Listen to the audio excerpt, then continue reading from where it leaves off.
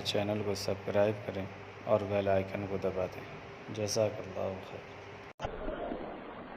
یا ایھا الذین آمنوا، اے ایمان والو، کتب علیکم الصیام، تم پر روزوں کو فرض کر دیا گیا، کما کتب علی الذین من قبلکم، جیسا کہ تم سے پہلوں پر روزے فرض کیے گئے، لعلکم تتقون، تاکہ تم پرہیزگار ہو جاؤ۔ اس آیت مبارکہ میں روزوں کی فرضیت کا اعلان کیا گیا، لیکن ذرا اس آیت کی بناوٹ پر غور کیجیے۔ اس میں ایمان والوں کو براہ راست خطاب کیا گیا،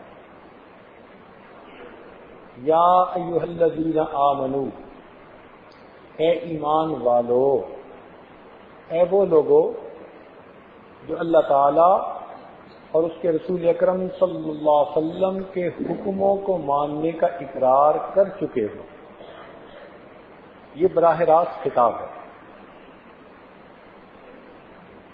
تورات میں اللہ رب العزت نے بنی اسرائیل کو ایک مرتبہ براہ راست خطاب کیا،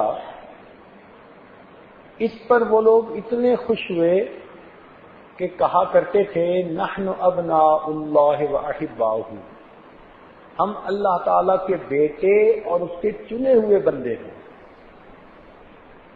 ایک مرتبہ کے خطاب پر وہ سپیریورٹی کمپلیکس میں مبتلا ہو، جبکہ اللہ رب العزت نے قرآن مجید میں امت محمدیہ کے مومنین کو 88 مرتبہ براہ راست خطاب فرمایا ہے۔ اس کی مثال یوں سمجھیے کہ وقت کا بادشاہ اگر کسی خاکروب کو بلا کر خود بات کرے تو اس خاکروب کے لیے اس میں بڑی عزت ہوتی ہے، بڑا شرف ہوتا ہے کہ وی وی آئی پی پرسنالٹی نے براہ راست کام میرے ذمہ لگایا۔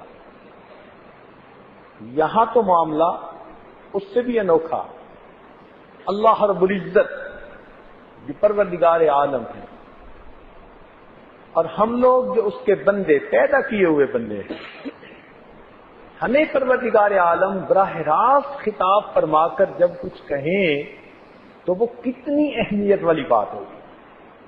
اس لیے حضرت عبداللہ ابن عباس عنہ فرماتے تھے کہ جب بھی قرآن مجید میں پڑھتے ہوئے یا ایھا الذین آمنو کے الفاظ آئیں تو پڑھنے والے کو چاہیے کہ متوجہ ہو جائے اب شہنشاہ حقیقی اس سے براہ راست خطاب فرما رہے ہیں۔ حکم کیا دیا؟ کتب علیکم الصیام، تمہارے اوپر روزوں کو فرض کر دیا گیا۔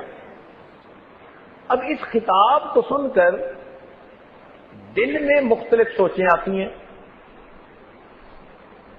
ممکن ہے کسی کے دل میں سوچ آتی کہ ہم سے ہمارے مالک حقیقی خفا ہو گئے، اس لیے مہینے میں سال میں ایک مہینہ ہمیں دن میں کھانا کھانے سے منع کر دیا۔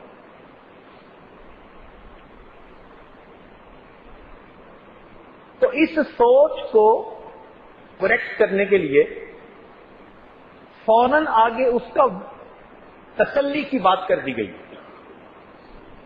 کہ یہ روزے جو تم پر فرض کیے گئے نہ تو سزا کے طور پر فرض کیے گئے کہ تم سے کوئی ناراضگی ہے، اور نہ اس لیے کیے کہ ہمیں اپنے ریسورسز کے ڈپلیٹ ہونے کا خطرہ ہے۔ ہوتے ہیں نا کئی مرتبہ بجٹ بناتے ہیں تو جی اب اس مد میں تھوڑی رقم رہ گئی تو احتیاط سے خرچ کرو، یہ بھی مسئلہ نہیں۔ تو پھر اصل وجہ کیا؟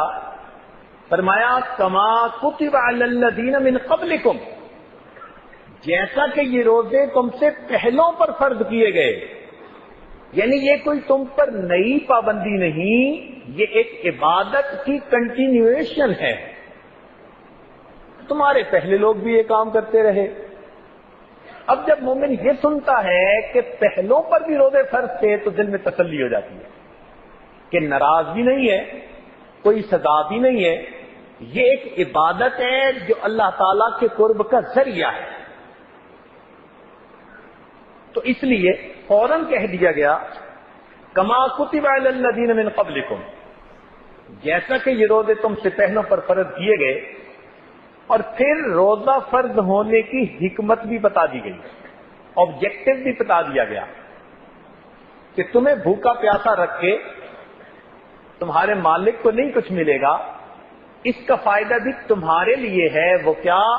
لعلکم تتقون، تاکہ تم پرہیزگار بن جاؤ.